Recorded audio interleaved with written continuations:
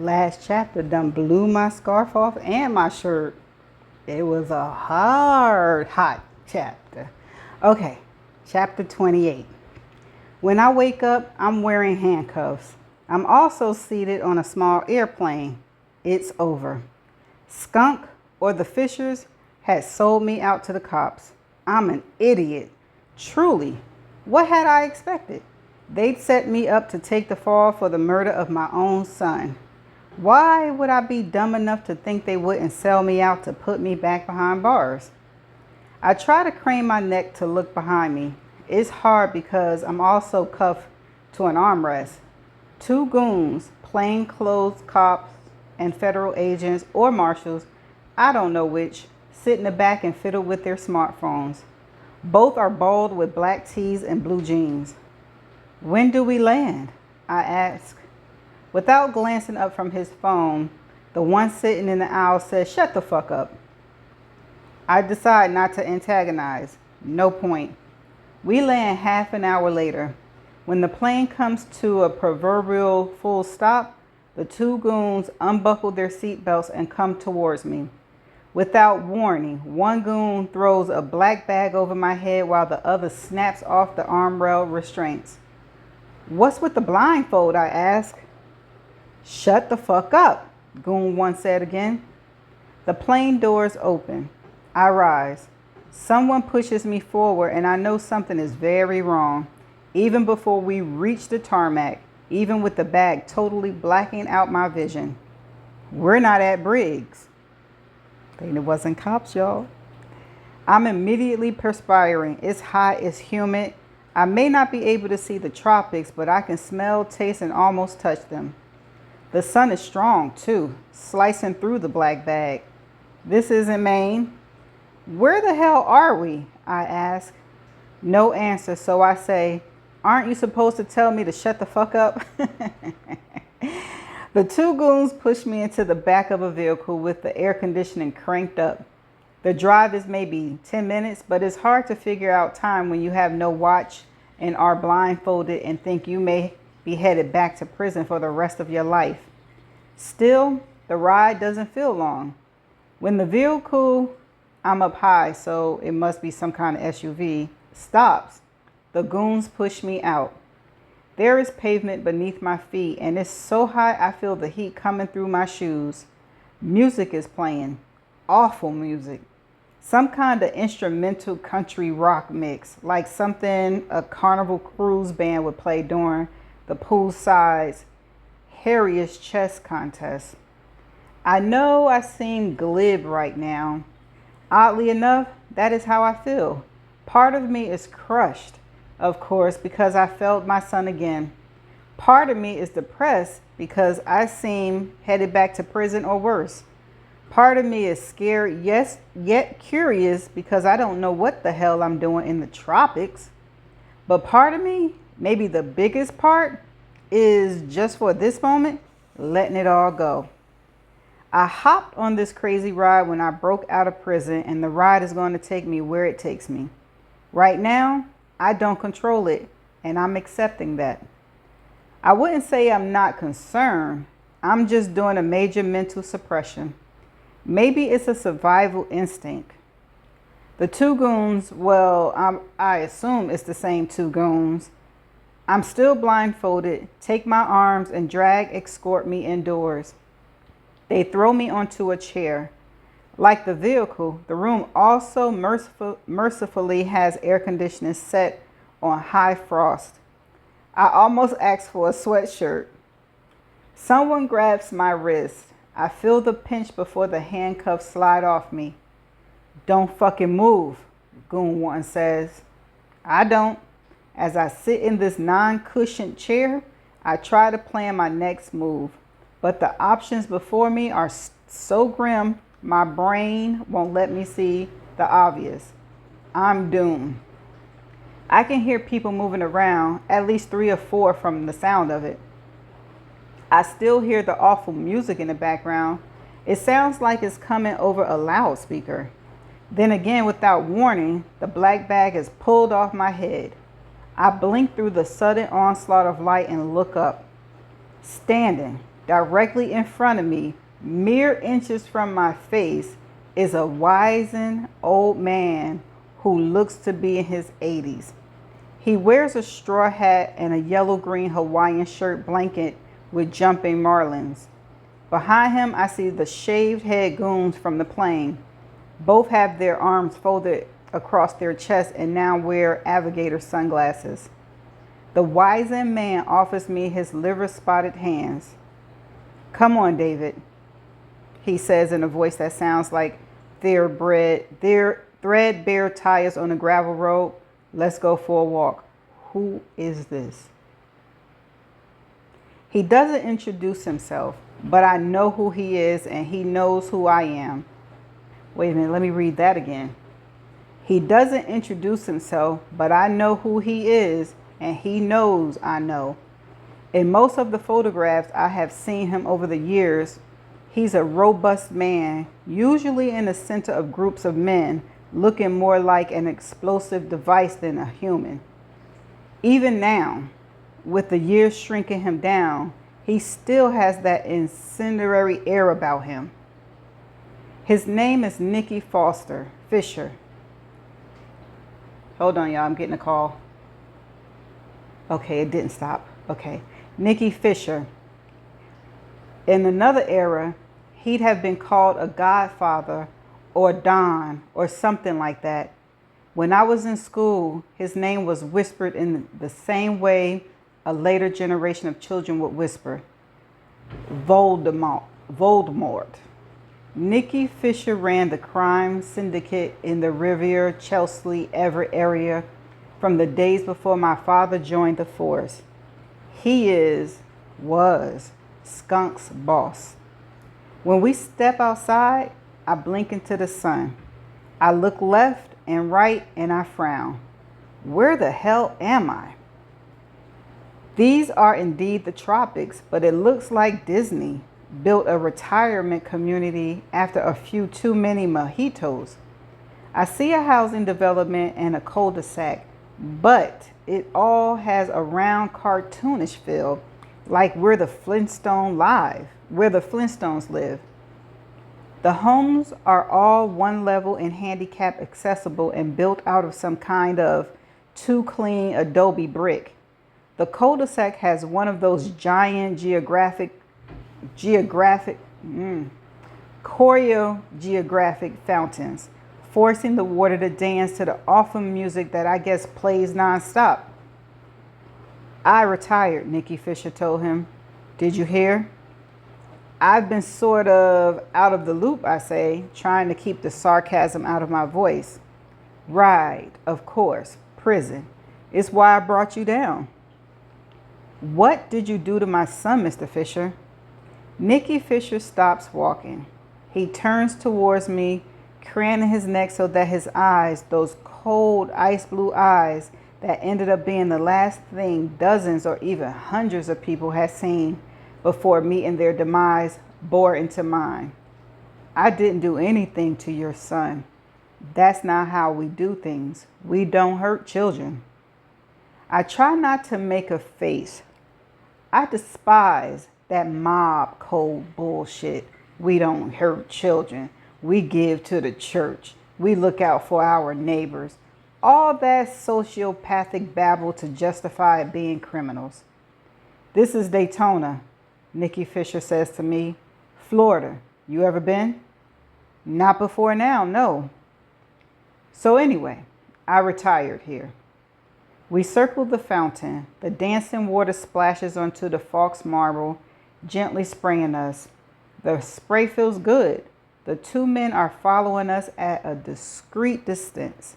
There are other old people milling about, seemingly directionless. They nod at us. We nod back.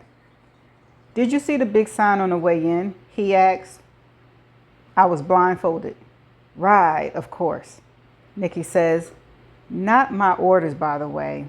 My guys, they always go for the drama. You know what I'm saying. And I'm sorry about Skunk, too. You know how he is. He was just supposed to put you on the plane.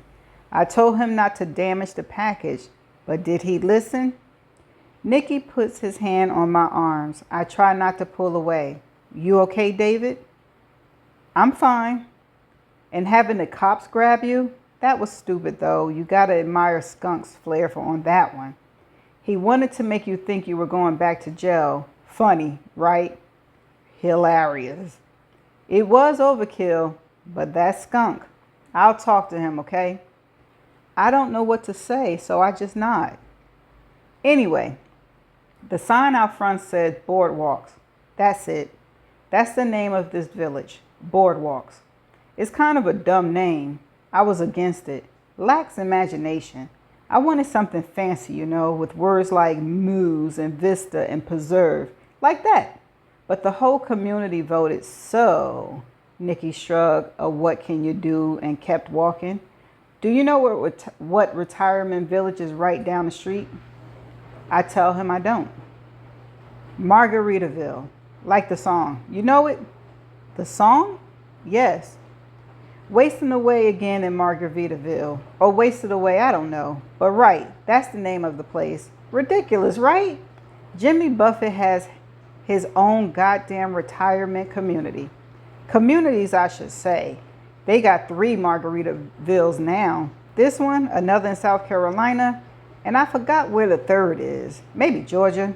It's like someone took one of those crappy chain restaurants and made it into a place to live. Who'd want that? Get to the point, people. I don't reply because that's exactly what this place looks like to me. Anyway, it gave me an idea. I don't know from getting wasted on margaritas and hanging out on the beach.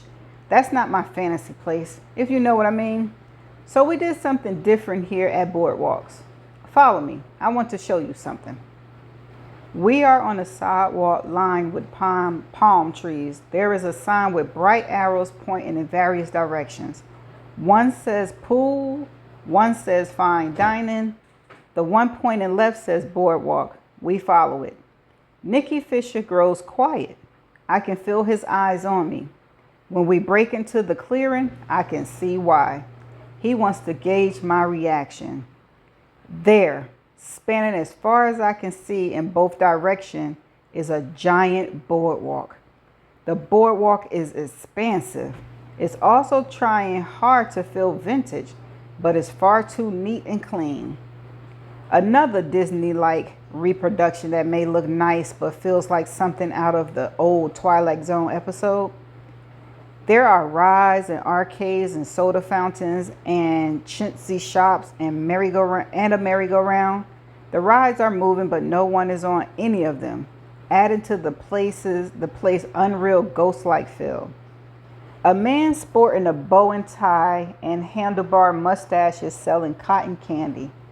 Someone is dressed up like Mr. Peanut from the Planters Peanut commercials. A sign advertises skeet ball, pinball, mini golf. Boardwalks, Nicky Fisher says to me, with an S. We mostly base this place on the Revere Beach one. But we got stuff from Coney Island, Atlantic City, even Venice Beach out in California. And the rides, well, you can see we got coasters and Ferris wheel, but they're a little gentler than in the old days for our older bones. Nicky hits his arm friendly-like and smiles. It's fantastic, right? It's like living on vacation every single day. And why the hell not? We earned it. He looks at me for affirmation, I guess. I try to nod through it, but I'm not sure he's getting enough enthusiasm from me. Oh, and let me show you the main draw, David. Right over here. Man, I wish I could bring your old man down here and see it. I know. We were enemies all our lives, Lenny and me. But come on, tell me your old man wouldn't love this. He gestured to a white booth with a sign reading Pizzeria on top.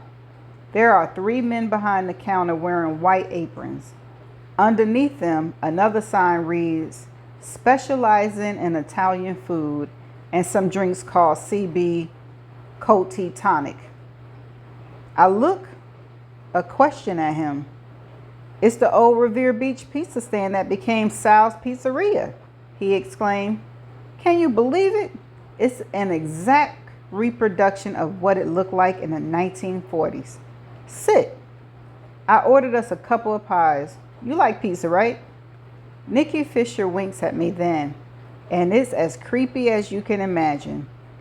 If you don't like Sal's pizza, I'm going to have Joey here put a bullet in your brain just to take you out of your misery. Nikki Fisher laughs at his own joke and slaps me on the back. We sit under an umbrella. Two fans spit cold air at us. One of the apron men bring each of us a personal-sized pizza. We are then left alone. How's your old man? Nikki Fisher asked me. He's dying. Yeah, I heard that. Sorry. Why am I here, Mr. Fisher? Call me Nicky, Uncle Nicky. I don't reply, but I'm not going to call him Uncle. You're here, he continues, because you and I need to have a little chat. Nikki Fisher talks like a movie gangster. I know a lot of tough guys now. None really talk like this. A hitman serving life at Briggs told me that real life gangsters started talking like the gangsters in movies after those movies became popular. Not the other way around. Life imitated art. I'm listening, I say. He leans forward and turns his eyes up at me. We are getting to it now. It is quiet. Even the piped-in music has stopped. Your father and me, we have some bad history. He was a cop, I say. You ran a crime syndicate. A crime syndicate, Nikki replies with a small chuckle. Fancy word. Your father wasn't pure either. You know that, right? I chose not to reply. He stares at me some more, and even in this humid hellhole, I feel a chill. You love your old man, he asks me. Very much. He was a good father? The best, I say. Then, with all due respect, Nikki, why am I here? Because I have sons too. There is a small smile in his voice now. Do you know that? I do, and now I'm pretty sure I'm not going to like where we are going. 3 of them. Or I had 3. You know about my Mickey. Again, I do. Mickey Fisher died 20 years ago in prison. My father had put him there. Nikki Fisher makes sure I'm looking him in the eyes when he says, is it starting to make sense to you now, son? And oddly enough, I fear it does. My father put your son in prison, I say. So you returned the favor?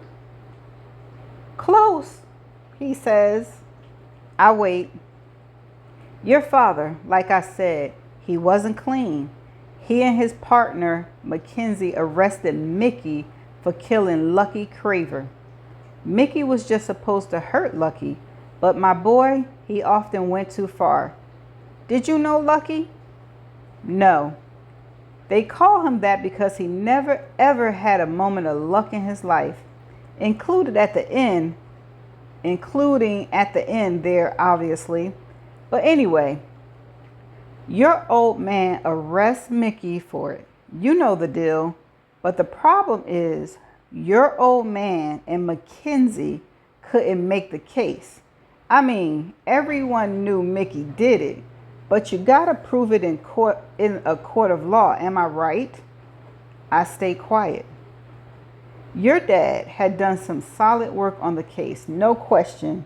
Located some key witnesses, got Lucky's ex to testify. But see, the cops have to follow the rules. Me, I don't. So I sent some of my guys out to talk to the witnesses. Guys like your old pal Skunk. Suddenly, the witnesses' memories got real hazy. You know what I'm saying? I do. Lucky's ex was a little more stubborn, but we took care of that too. There was some evidence in the police locker. Angel does. A clawback hammer. They vanish. Poof. So you see, it became hard for your old man to make a case. Must have been real frustrating for him. I don't move. I barely breathe. So that's when your father and Mackenzie, they crossed the line. Suddenly they come up with new evidence. No reason to go into details on how. They don't matter. But the phony evidence that put my son away, your old man and Mackenzie planted it. Nicky Fisher takes a bite, savors it, tilts back in his chair. You're not eating. I'm listening. Can't do both? He still chews. I get it. You want to hear the rest, but I think you see it now. My Mickey goes down for the crime, but really, it wasn't that big a deal. I had it worked out so that the conviction would be overturned by a judge friend. So I told Mickey to just lay low in the joint for a few weeks, but he couldn't manage that. My Mickey, he was a sweet boy, but what a hothead. Thought he was a tough guy because his father was the boss. So in the yard, he got into a beef with two big guys, gang members from Dorchester. One of them held Mickey's arm, the other stabbed Mickey in the heart with a shive. You know about that, right? Yes, I heard. Nicky Fisher starts to lift the pizza to his mouth, but it's as though the memories are making it too heavy for him to do that. He lowered his gaze, his eyes glistened. When he spoke again, I can hear the sadness, the anger, the raw. Those two big guys, you don't want to know what I did to them. It wasn't quick. I'll tell you that. I wait for him to say more. When he doesn't, I ask, did you hurt my son? No, I told you, I don't do that. I didn't even blame your father. Not right then and there. But then, years passed. Then I read about how you liked your son. Then I read about how you killed your son. I didn't. Shh, David, just listen. The problem with you kids today, no one listens. Do you want to hear the rest or not? I tell him that I do. So like I said, your dad wasn't above bending the law when it suited him. Like with Mickey, we both know a lot of cops push it. They drop the dime bag on the floor of the car. They got the throwdown piece in case they need a reason to blow you away. You know the deal. So after your son, what was his name again? Matthew, I say, and I swallow. Right, sorry. So after Matthew was murdered, a cop found that baseball bat in your basement. I make a face. I know they not saying his own father set him up. The bat wasn't found in my basement. Yeah, it was. I am shaking my head. You hid it down there in some vent or pipe or something? I am still shaking my head. But again, I think I see where he is going with this. I think I've seen from the moment we sat down. So where was I? Oh, right. The baseball bat. So a cop found it in your basement. New guy on the force. Named Rogers, I think. Why I remember his name, I don't know. But I do. So Rogers, he wanted to make friends with your old man. Thin blue line, all that. So he told your father about the bat. Your dad, he knows this bat cooks your goose. You're a dead man walking if the DA finds out about that bat. Your old man can't have that. He has to protect his boy, but he also can't get totally rid of the bat. That would be going too far. Nicky Fisher grins at me. There is tomato sauce on his lower lip. You can guess what your dad decided to do, right? Come on, David, tell me. You think he planted the bat in the woods? I don't think. I know. I don't bother contradicting him. It was smart. See, if you were the killer, the bat would still be in the basement, hidden in the vent or whatever. But if someone else was the killer, he would have run away, dumped or buried the bat somewhere nearby. I shake my head. That's not what happened, I say. Sure it is. You, David, killed your son. Then you hid the weapon, figured you'd get rid of it when you had the chance. He leans across the table and flashes that smile again. His teeth are thin and pointy. Fathers and son, we are all the same. I would have done anything to keep Mickey out of prison, even though I knew he was guilty. Your father was the same. I shake my head again, but his words have the stench of truth in them. My father, the man I love like no other, believed that I had killed my own son. The thought pierces my heart. The DA had a problem now, Mickey Fisher continues. It rained that night. There were tons of mud and dirt in those woods. Forensics, they checked all your shoes and clothes. No dirt, no mud. So once your old man planted that bat, once it was found in the woods, it helped keep you free. That didn't sit well with me, you know what I'm saying? I nod because I see it clearly now. So you got Hilde Winslow to testify that she saw me burying the bat. Bingo. You set that up? I did, yeah. Because you wanted vengeance for Mickey? Nikki Fisher points at me. You say my boy name again and I'll pull out your tongue and eat it with this pizza. I say nothing. And for crying out loud, have you been listening to a word I've said? He snaps, pounding the table with both fists. The two goons look over, but they make no move. This has nothing to do with vengeance. I did it because it was the right thing to do. I'm not following. I did it, he said through clenched teeth, and now there is a real menace in his voice. Because you murdered my son, you sick, crazy son of a bitch. I can't believe what I'm hearing. Your old man knew it. I knew it.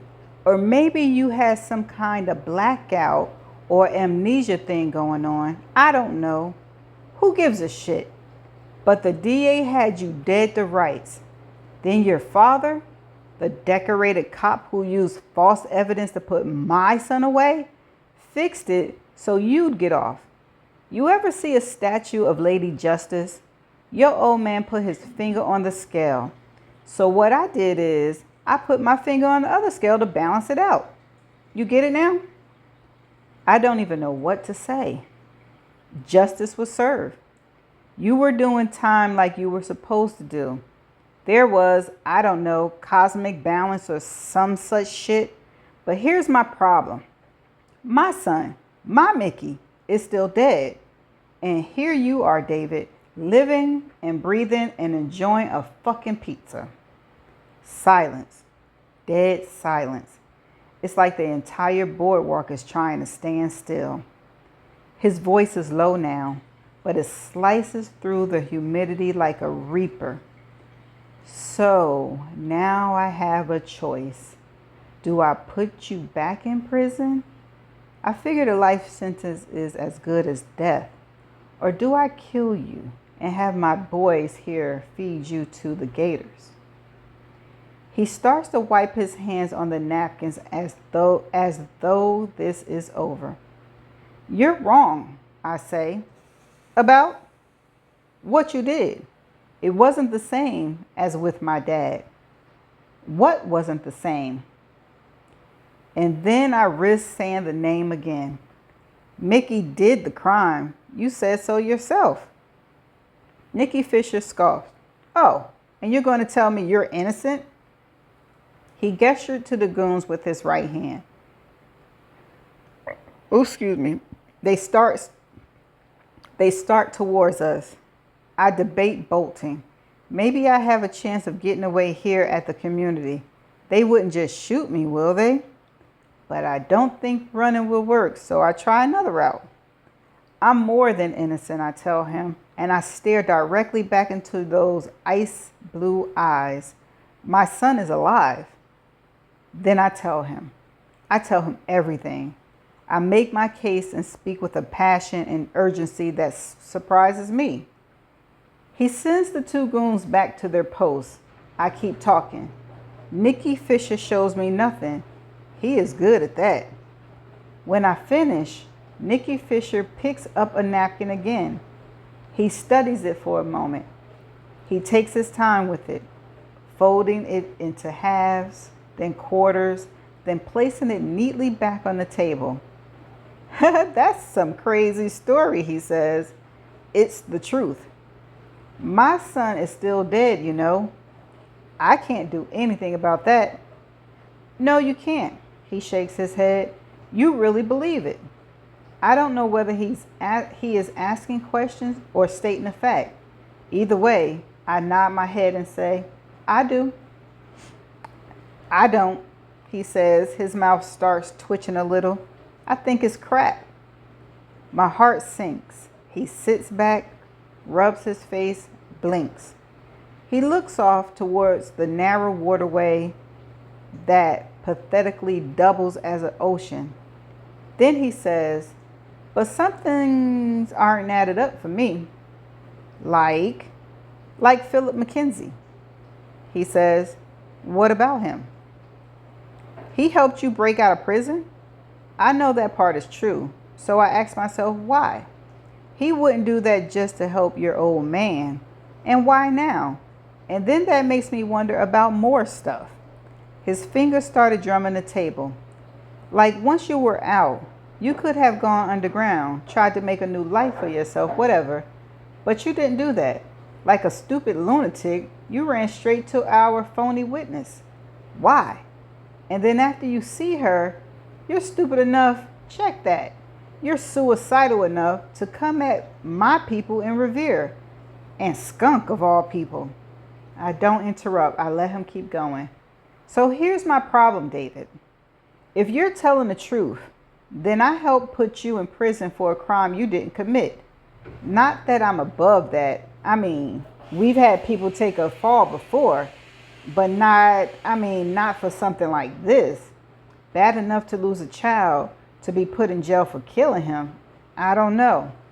Right now, that doesn't sit right with me. See, I thought I was balancing the scales. I wanted justice for myself, my Mickey. And I don't know the world. You know what I'm saying? He hesitated, waiting for a response. I nod slowly. I was sure you did it. But if you didn't, and if somehow your boy is maybe still alive.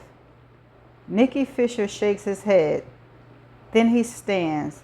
He looks off towards the ocean come lagoon again. His eyes still glisten, and I know he's thinking of his Mickey.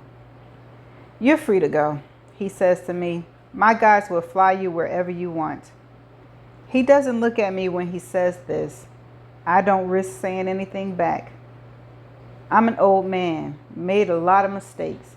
I'll probably make a few more before I'm done. I'm not trying to make it right with the man upstairs. Too late for that.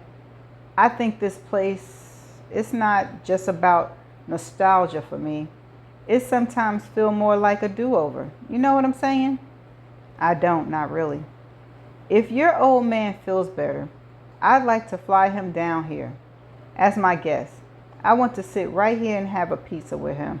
I think we both like that, don't you?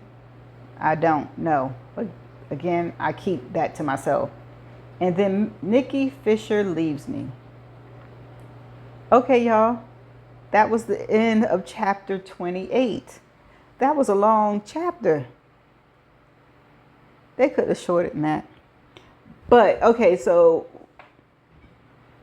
we now know that the bat was planted by Nicky as payback for David's father locking up his son, and then his son died. Okay, we just need to know who set him up. Now we need to know who the heck is Matthew alive or dead? That chapter kind of confused me a little bit, just a tad bit. So yeah, we get ready to move into the next chapter, and hopefully we get some information to clear up some of this confusion. Until the next chapter, bye.